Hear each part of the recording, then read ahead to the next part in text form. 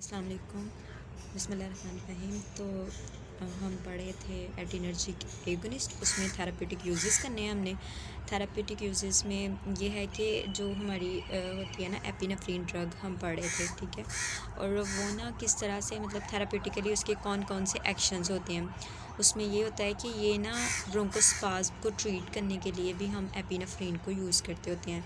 Epinephrine respiratory conditions को जो है वो ट्रीट करती है, क्योंकि ये ना अस्थमा का प्रॉब्लम हो जाता है ना, जब सिक्रेशन बहुत ज़्यादा हो जाएंगी तो उसकी वजह से जो है वो एस्थमेटिक या रेस्पिरेटरी कंडीशन पेशेंट को फेस करना पड़ेगी। तो उन रेस्पिरेटरी कंडीशन को ट्रीट करने के लिए एपिनेफ्रीन जो होती है वो यूज़फुल होती है, ठीक है।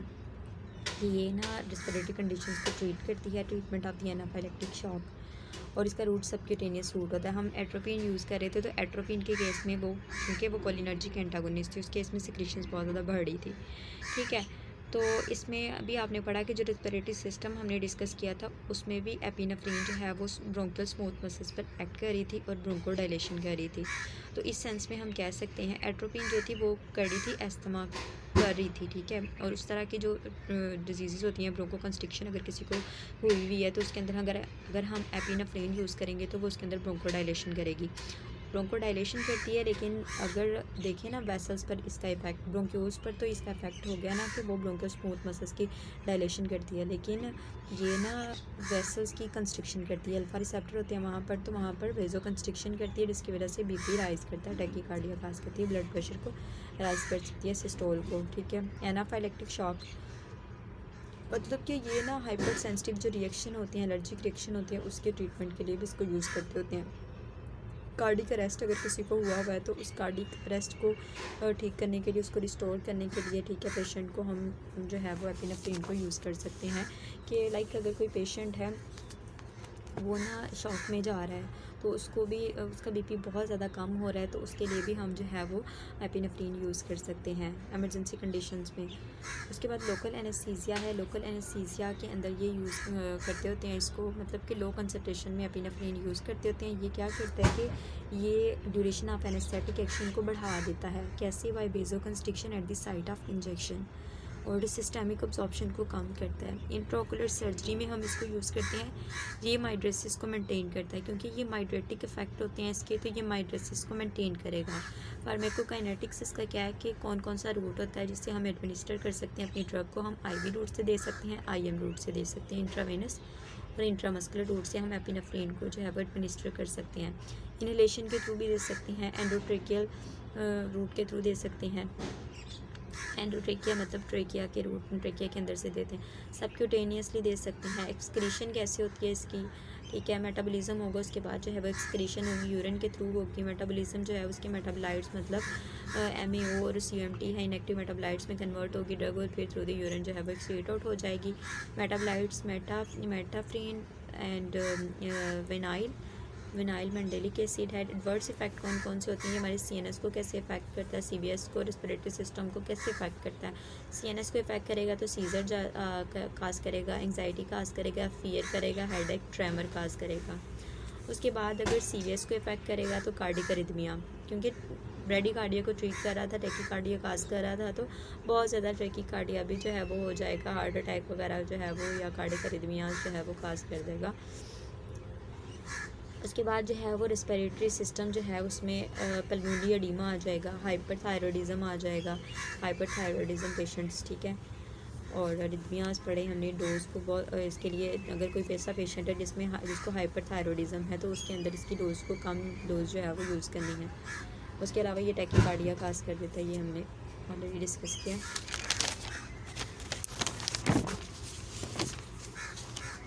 दैन जी हमारे पास ये नॉन सेलेक्टिव बीटा ब्लॉकर्स है। ये प्रिवेंट करता है वेजोडाइलेटरी इफेक्ट को। जाहिर सी बात है ये वेजोडाइलेशन नहीं करेगा, ये वेजो कंस्ट्रिक्शन करता है, ब्लड प्रेशर को इंक्रीज़ करता है, स्टिमुलेट करता है अल्फा रिसेप्टर्स को, और पेरिफेरल वास्कुलर रेजिस्टेंस को इंक्रीज़ करता है, ब्लड प्रेशर को ज़्यादा करता है। नॉर एपिनेफ्रीन जो होती है, नॉर एपिनेफ्रीन भी एड्रीनल मेडुला से ही जो है वो होती है। ये एड्रीनल मेडुला के ही 20% नॉर एपिनेफ्रीन प्रोड्यूस करता है। उसमें एड्रीनर्जिक न्यूरोट्रांसमीटर्स हैं। एड्रीनर्जिक न्यूरोट्रांसमीटर्स होते हैं, एड्रीनर्जिक न्यूरॉन्स होते हैं, वो एड्रीनर्जिक न्यूरोट्रांसमीटर्स प्रोड्यूस करते हैं। हाँ जी। एड्रीनर्जिक न्यूरोट्रांसमीटर्स इन दी एड्रीनर्जिक न्यूरॉन स्टिमुलेट करते हैं एड्रीनर्जिक रिसेप्टर्स को। इसके एक्शन कौन कौन से होते हैं? CVS पर क्या इफेक्ट होता है? नॉरएपिनेफ्रिन का वेजोकंस्ट्रिक्शन काज करती है, वो एपिनेफ्रिन भी वेजोकंस्ट्रिक्शन कर रहा था। पेरिफेरल वस्कुलर रेजिस्टेंस को इंक्रीज़ करती है, वेसल्स पर इसके इफेक्ट है, वेजोकंस्ट्रिक्शन करेगी, सिस्टोल को भी इंक्रीज़ करेगी, डायस्टोल को भी इंक्रीज़ करेगी। इसके अलावा जो है ये बैरो रिसेप्टर रिफ्लेक्स मैकेनिज़्म में क्या होता है कि नॉरएपिनेफ्रिन, अगर ब्लड प्रेशर बहुत ज़्यादा जो है वो नॉरएपिनेफ्रिन रिलीज़ हुई है, ब्लड प्रेशर बहुत ज़्यादा हो गया तो बैरो रिसेप्टर सेंस करेंगे। ठीक है, ये रिसेप्टर्स होते हैं जो कि ब्लड प्रेशर को सेंस करते हैं कि अगर बहुत ज़्यादा हो गया तो उसके अकॉर्डिंग फिर जो है वो स्टिमुलेट करते हैं। अगर कम बहुत ज़्यादा होगा तो वेगल एक्टिविटी स्टिमुलेट होगी, ब्लड प्रेशर कम हो जाएगा, रिफ्लेक्स ब्रैडिकार्डिया होगा। थेरापेटिक यूजेस इसके क्या होते हैं कि नॉरएपिनेफ्रिन को शॉक को ट्रीट करने के लिए यूज़ करते हैं। इसका रूट IV रूट के थ्रू देते होते हैं। इसका एक्शन जो है वो 1 से 2 मिनट के लिए होता है। इसका मेटाबॉलिज्म जो है वो इसमें मतलब MAO और CMT जो है वो इसके मेटाबॉलिज्म में इसको इनएक्टिव मेटाबोलाइट्स के अंदर जो कन्वर्ट करने का काम करें। उसके बाद फार्माकोकाइनेटिक्स है, इसका रूट IV रूट होगा। एक्शन 1 to 2 मिनट्स के लिए था। उसके तो डिफरेंट रूट्स थे ना, IV रूट था, फिर उसके बाद जो है वो एंडोट्रिकियल रूट था। मेटाबॉलिज्म में इसका वो सेम और एक्सक्रीशन यूरिन के थ्रू होगी। एडवर्स इफेक्ट में ये है कि स्लफिंग और ब्लांचिंग ऑफ स्किन हो जाएगी एट द इंजेक्शन साइड। आप जहाँ पर इंजेक्शन लगाओगे ना वहाँ पे ना स्किन जो है वो बड़ी वाइट सी हो जाएगी। Norepinephrine alternative to the phentolamine के जो है वो अल्टरनेटिव टेरब्यूटालिन और नाइट्रोग्लिसरीन को यूज़ करते होते हैं। नाइट्रोग्लिसरीन जो कि NG होती है, CVS फार्मा के लिए आपको बताऊँ। उसके बाद जो डोपामिन है ये हमारे पास ना लाइफ सेविंग ड्रग्स होती हैं जो कि हम इमरजेंसी सिचुएशन में यूज़ करते हैं। दैन डोपामिन है, डोपामिन जो है वो नॉरएपिनेफ्रिन का ही प्रिकर्सर है और ये इसकी लोकेशन CNS के अंदर होती है। डोपामिन CNS के अंदर होता है और एड्रिनल मेडुला के अंदर होता है। फंक्शन इसका ये होता है न्यूरोट्रांसमीटर के तौर पर एक्ट करती है और इसमें अल्फा 1 और अल्फा 2 रिसेप्टर्स होते हैं, वो एड्रीनर्जिक रिसेप्टर्स होते हैं, वेजोकंस्ट्रिक्शन करते हैं। और D1 और D2 डोपामिनर्जिक रिसेप्टर्स होती हैं, इनकी लोकेशन जो है वो किडनी के अंदर होती है और मेजेंट्रिक जो होते हैं वो प्रोड्यूस करते हैं वेजोडाइलेशन। CVS के अंदर इस कैसे इफेक्ट करती है ये डोपामिन जो होता है, चूँकि CNS के अंदर तो ये प्रेजेंट होती है। ये डोपामिन जो है वो इसके स्टिमुलेटरी इफेक्ट होते हैं। बीटा 1 रिसेप्टर जो हार्ट के ऊपर होते हैं वहाँ पर इसके आइनोट्रोपिक और क्रोनोट्रोपिक इफेक्ट होते हैं। बीटा 1 रिसेप्टर्स होते हैं तो जाहिर सी बात है उनके हमने पीछे जो है वो पढ़ा कि बीटा 1 और बीटा 2 में क्या करते। बीटा 2 तो वेजोडाइलेशन करा रहा था, ग्लाइकोजिनोलाइसिस को इंक्रीज़ करा रहा था, ग्लूकोज के लेवल को बढ़ा रहा था। और जो बीटा 1 रिसेप्टर्स था वो लिपोलाइसिस वगैरह करा रहा था, ग्लाइकोजन वगैरह को इंक्रीज़ करा रहा था। आपको बताते हैं पीछे पढ़ा हमने, ये देखें, हाँ ये देखिए टैकीकार्डिया करा रहा है, लिपोलाइसिस करा रहा है, मायोकार्डियल कॉन्ट्रैक्टिबिलिटी को इंक्रीज़ करा रहा है, रेनिन को इंक्रीज़ करा रहा है। ठीक है, तो उसके अकॉर्डिंग ये जो है वो बीटा 1 रिसेप्टर जो है वो कंट्रैक्शन को मायोकार्डियल एक्टिविटी को इंक्रीज़ कराएंगे, टैकीकार्डिया काज कराएंगे। हाई डोज के अंदर अल्फा 1 रिसेप्टर एक्टिवेट होंगे, वेजोकंस्ट्रिक्शन कराएंगे। रेनल और विसरल कैसे जो है वो एक्ट करेगी, ये डोपामिनर्जिक रिसेप्टर किडनी में भी होते हैं और blood flow to the arterioles and splanchnic kidney के अंदर जो है वो ब्लड फ्लो को डोपामिनर्जिक जो है वो इंक्रीज़ करा देता है। Low dose use for the treatment of renal failure, तो ये ना किडनी के अंदर ब्लड फ्लो को इंक्रीज़ कराएगा, इसलिए जो किडनी के पेशेंट हो गए रेनल फेलियर उनके अंदर लो डोज डोपामिन की यूज़ की जाएगी। दैन इसके थेरापेटिक यूजेस कौन कौन से इसके थेरापेटिक इफेक्ट्स हैं, इसमें ये है कि ये स्टिमुलेट करती है बीटा 1 रिसेप्टर्स को, हार्ट के जो बीटा 1 रिसेप्टर्स होते हैं उनको स्टिमुलेट करती है, ब्लड प्रेशर को इंक्रीज़ करती है, कार्डिक आउटपुट को इंक्रीज़ करती है, blood flow to the kidney की तरफ जो ब्लड फ्लो होता है उसको इन्हांस करती है और GFR को भी इंक्रीज़ करेगी। जब GFR ज़्यादा होगी तो डायूरेसिस हो जाएगी। डोपामिन जो होती है वो हाइपरटेंशन को या हार्ट फेलियर को ट्रीट करने के लिए भी हमने यूज़ करना होता है। ठीक है, क्योंकि वो इंक्रीज़ कराएगी ना। डोपामिन D1 D2 रिसेप्टर के तौर पर भी है और इसके अलावा इसमें दूसरे रिसेप्टर भी है beta 1 beta 2, alpha 1 beta 1 receptor जो है वो भी है इसके अंदर। अल्फ़ा 1 और अल्फ़ा 2 रिसेप्टर भी हैं, तो अल्फ़ा 1 और अल्फ़ा 2 रिसेप्टर्स हैं और D1 और D2 रिसेप्टर्स हैं। अल्फ़ा 1 और अल्फ़ा 2 का तो आपको पता है वो वेजोकंस्ट्रक्शन कराते हैं, दूसरे वेजोडाइलेशन कराएंगे D1 और D2 का वेजोडाइलेशन कराते हैं आई थिंक D1 D2, हाँ जी वेजोडाइलेशन ही कराएंगे डोपामिनर्जिक रिसेप्टर जो हैं। तो इसका मेटाबॉलिज्म जो है वो होगा MAO और CMT ही करेंगे। डोपामिन क्या है, ये बीटा 1 रिसेप्टर्स और एगोनिस्ट है, हार्ट रेट को इंक्रीज़ कराते हैं, ये कार्डिक आउटपुट को इंक्रीज़ कराते हैं और इसका ट्रीटमेंट एवी कंडक्शन के लिए ही इसको यूज़ करते हैं। इसके एडवर्स इफेक्ट वही होंगे जो एपिनेफ्रिन के हमने पढ़े हैं कि वो ट्रेमर वगैरह काज कराएगा, रेस्टलेसनेस काज कराएगा, CVS को इफेक्ट करेगा, रिदमियास कराएगा, फिर ये सारी चीज़ें इसमें करनी है। तो अभी तक हमने इसमें जो है वो लाइफ सेविंग ड्रग्स को डिस्कस किया, जिसमें हमने एसिटाइल वो पढ़ी, एट्रोपिन पढ़ी और एपिनेफ्रिन पढ़ी, डोपामीन पढ़ी, डोब्यूटामीन पढ़ी कि समटाइम ब्लड प्रेशर बहुत ज़्यादा कम हो जाता है तो फिर हम यूज़ करते होते हैं बीपी को इंक्रीज़ करने के लिए।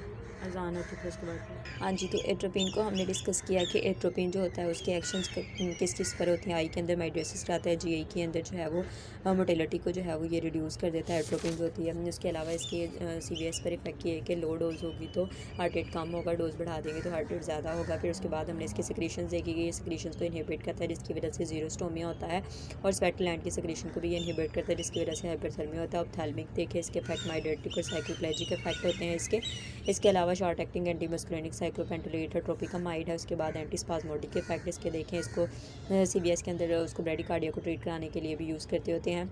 उसके बाद एंटी सेक्रेटरी इसके इफेक्ट थे, ये ब्रोंकियल सिक्रेशन को कम करता है। एंटीडोट इसके लिए यूज़ करते होते हैं। ऑर्गेनोफॉस्फेट या एट्रोपिन के पॉइजनिंग को ट्रीट करने के लिए फिसोस्टिगमिन को यूज़ करते थे। मशरूम पॉइजनिंग को भी ट्रीट करता है। ये एडवर्स इफेक्ट के सीएनएस को और उसको हमारे हार्ट को इफेक्ट करता है, टेकिकार्डिया काज करता है, जीरोस्टोमिया, कन्फ्यूजन, हेलुसिनेशन काज करता है। हमने न्यूरोमस्कुलर ब्लॉकिंग एजेंट पढ़ी, ये एसिटाइलकोलिन के साथ जो बाइंडिंग होती है उसको इफेक्ट करता है, ब्लॉक करता है कोलिनर्जिक ट्रांसमिशन को, ठीक है, क्योंकि ये एंटागोनिस्ट है। इसमें एट्राक्यूरियम, मीवाक्यूरियम ये सारे पड़े इसको इंटिवेशन में यूज़ करते होते हैं। लो डोजेस के अंदर इसके क्या इफेक्ट होते हैं, हाई डोजेस के अंदर क्या इफेक्ट होते हैं। जो कोलिनेस्टेसिड इनहिबिटर्स होते हैं वो एसिटाइलकोलिन की कंसंट्रेशन को इंक्रीज़ कर देते हैं, उसमें एट्रोफोनियम और नियोस्टिगमिन आ जाएंगे और ये न्यूरोमस्कुलर ब्लॉकर्स के एक्शन को कम कर देंगे। फिर उसके बाद जो है वो इसमें हाई डोज में जो होते हैं वो क्या करते हैं, वो ज़्यादा टाइम के लिए ब्लॉकेट काज करते हैं। एक्शन के कौन कौन से होते हैं, सबसे पहले शॉर्ट मसल जो होते हैं इनका पैरालिसिस होता है। फिर उसके बाद इंटरकोस्टल फिल जो है वो रिस्पिरेटरी मसल्स। फिर उसके बाद इसकी एडवर्स इफेक्ट देखने के किस किस को इफेक्ट करते हैं, स्क्रूमाडेक्स मसल रिलैक्सेंट था। उसके बाद कोलिनेस्टेसिस इनहिबिटर थे जिनमें नियोस्टिगमिन था, फिसोस्टिगमिन था। ये एसिटाइलकोलिन के लेवल को ज़्यादा कर देते हैं। हैलोजिनेटेड हाइड्रोकार्बोनेटेड डेस्लेरन आ जाती है, न्यूरोमस्कुलर ब्लॉकेट को इंक्रीज़ करती है। कैल्शियम चैनल ब्लॉकर भी न्यूरोमस्कुलर ब्लॉकेट को इंक्रीज़ करती है। डिपोलराइजिंग एजेंट थे, डिपोलराइजेशन एजेंट होती है वो मसल फाइबर्स को डिपोलराइज करती है। मसल रिलैक्सेंट इसके अंदर सक्सिनैल्कोलिन है। सक्सिनैल्कोलिन जो होती है वो भी निकोटिनिक रिसेप्टर के साथ जाकर बाइंड करता है, डिपोलराइज करता है जंक्शन को, इसको हाइड्रोलाइज किया जाता है बाय ब्यूटाइलकोलिनेस्टेसिस के थ्रू। रेस्पिरेटरी मसल्स होती हैं वो सबसे लास्ट में पैरालाइज होते हैं। सक्सिनैल्कोलिन मसल सॉरनेस प्रोड्यूस करता है जिसको प्रिवेंट किया जाता है बाय नॉन ट्यूपलाइजिंग एजेंट के थ्रू। सोडियम चैनल को क्लोज किया जाता है और फ्लैसिड पैरालिसिस कराता है ये। उसके क्या क्या जो है बर्ड्स इफेक्ट होते हैं, हाइपरथर्मिया होता है, एपनिया होता है, हाइपरक्लेमिया होता है।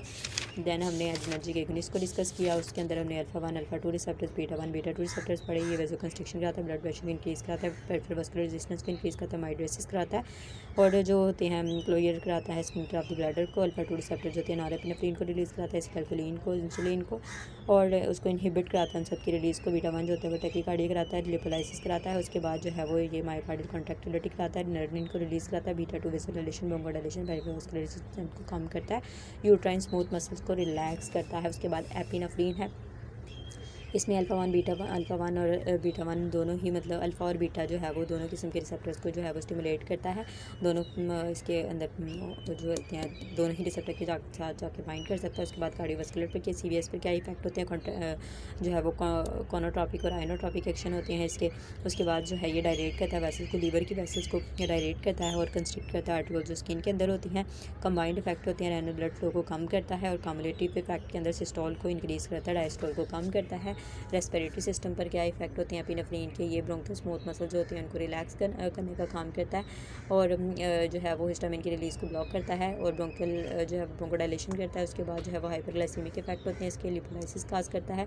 थेरापेटिक में ब्रोंकोस्पाज्म को ट्रीट करता है। एनाफिलैक्टिक शॉक जो होते हैं मतलब हाइपरसेंसिटिव रिएक्शन को ट्रीट करता है। कार्डियक अरेस्ट को ट्रीट करता है। लोकल एनेस्थीसिया के अंदर इसका रोल ये होता है कि वेजो कंस्ट्रिक्शन काज कराता है। ड्यूरेशन एनेस्थेटिक एक्शन की जो ड्यूरेशन होती है उसको इंक्रीज़ करा देता है एनेस्थीसिया की। इंट्राओकुलर सर्जरी में माइड्रेसिस के लिए यूज़ करते होते हैं। बाकी इसके रूट्स हैं, एडवर्स इफेक्ट कौन कौन से होते हैं, वही सीएनएस और सीवीएस के एडवर्स इफेक्ट। नॉरेपिनेफ्रिन जो होती है वो वेजो कंस्ट्रिक्शन कराती है, वो कैसे कराती है, पेरिफेरल वास्कुलर रेजिस्टेंस को इंक्रीज़ करा के सिस्टोल डायस्टोल दोनों को बढ़ा देगी। बैरोसेप्टर रिफ्लेक्स मैकेनिज्म होता है, ठीक है। उसके बाद रिफ्लेक्स ब्रेडिकार्डिया काज करती हैं, बैरोसेप्टर सेंस करेंगे, ये सारा पता है आपको। एडवर्स इफेक्ट इसके अंदर जो है वो स्लफिंग और ब्लांचिंग हो जाएगी स्किन की। और रूट इसका आईवी रूट है, 1 to 2 मिनट्स के लिए एक्शन होता है। MAOCUMT मेटाबॉलिज्म, एक्सीलेशन यूरिन के थ्रू होगी। दैन डोपामीन है, डोपामीन को इमरजेंसी सिचुएशन के अंदर यूज़ करेंगे। सीएनएस के अंदर ये प्रेजेंट होता है, एडिनोमेडुला के अंदर प्रेजेंट होता है, न्यूरोट्रांसमीटर के तौर पर काम करता है। नॉरेपिनेफ्रिन का प्रीकर्सर होता है। D1 D2 जो है वो वेजो रिलेशन करेंगे, अल्फा-1 अल्फा-2 वेजो कंस्ट्रिक्शन करेंगे। ये जो है शॉक वगैरह के केस में भी इसको यूज़ किया जाता है। इसके थेरापीटिक यूजेस कौन कौन से होते हैं? किडनी के अंदर ब्लड फ्लो को इंक्रीज़ करा देते हैं, कम डोज के अंदर जिनको किडनी का इशू है उनके कम डोज यूज़ करनी चाहिए। इसकी आवाज़ आ रही है। उसके बाद एडवर्स इफेक्ट है। एडवर्स इफेक्ट कौन कौन से होंगे? जो है ये हाइपरटेंशन काज करेगा, रिदमिया काज करेगा। डोब्यूटामीन जो होती है ये जो है वो उसके लिए बीटा 1 रिसेप्टर एगोनिस्ट होता है। ये हार्ट रेट को बढ़ाता है, कार्डियक आउटपुट को बढ़ाता है और एवी कंडक्शन को ट्रीट करता है। इसके एडवर्स इफेक्ट सेम एपिनेफ्रिन वाले होंगे। तो ये थी हमारी लाइफ सेविंग ड्रग्स। तो अगर इसमें कोई क्वेरी हो तो आप लोग पूछ सकते हैं, कोई मिस्टेक हो तो वो भी आप कमेंट सेक्शन में बता सकते हैं। Thank you so much.